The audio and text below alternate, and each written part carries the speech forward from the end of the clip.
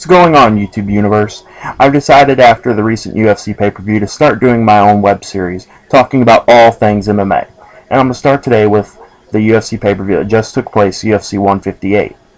Now, starting off with the first match, I've got to admit, it wasn't nothing special. It was alright. It was a great opening bout.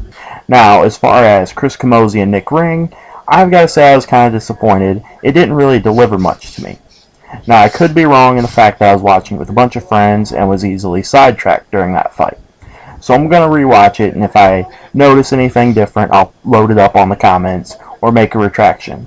But as far as I've got to say right now, I think that was, out of the main card, that one was the lowest. Not necessarily it was a bad fight, but the rest of the fight seemed to outshine it. Going on to Jake Ellenberger and Nate Marquardt. I was surprised how quickly Marquardt got put away. I figured it would have gone to a decision or, maybe at least lasted till the second round. But Jake Ellenberger surprised me in the fact of how well he was able to strike and land those punches that just laid out Marquardt. Now, Marquardt complained about the stoppage, but if you go back and watch it, he was out. He was face first on the mat. The referee had no choice but to see that that fight needed to be stopped. And I can understand, maybe he came to and didn't think he got hit, but the fact of the matter is Marquardt was out. The fight was over. Going on to my favorite fight of the night, Carlos Condit and Johnny Hendricks. I'm a huge Carlos Condit fan, and I've got to say tonight really made him look impressive. Johnny Hendricks, everyone talks about this big left hand. To me, he's like the Dan Henderson of this modern day. Well, in the opening first couple minutes, he hit Carlos Condit with that left hand multiple times, and Carlos Condit didn't stop. He kept pushing forward, he kept fighting, and while I may have judged it split decision for Condit because of the fact of, yes, while Hendricks did take many takedowns, he didn't really do much with him on the ground, whereas Condit was at least striking and going for submissions off of his back, and then getting back up and taking the fight standing. I give the first round to Condit, or the first round to Hendricks rather, and I gave the second and third to Condit, with the second one kind of being a toss-up. So while I see how Hendricks got the win, I can also see how easily it could have been given to Carlos Condit in a split decision kind of format. And I hope someday to see Condit back in the title picture. Condit's the only one that I could see taking the belt off St. Pierre. The only other one that I could see maybe beating St. Pierre is Rory McDonald. But as I'm understanding, Rory and GSP are best friends and training partners, kind of like the Rashad Evans-John Jones thing. So it would be kind of interesting if those two will fight. I don't believe they will. So, with all these up-and-coming MMA guys, maybe somebody else will step in. But as far as right now, Condit's it. Condit's the only one I think that has a shot. He dropped George in their last fight. So who knows? Maybe it won't be too long before we see a rematch. Now, taking a minute, I want to talk about something that I've heard no one else talk about, and it's what really impressed me with Carlos Condit tonight.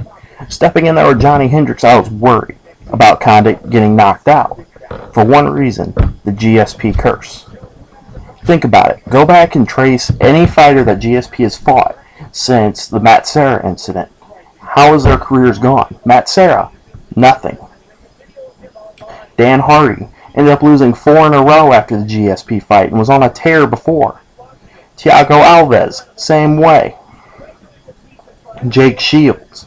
John Fitch has gone up and down, but now he's not even in the UFC.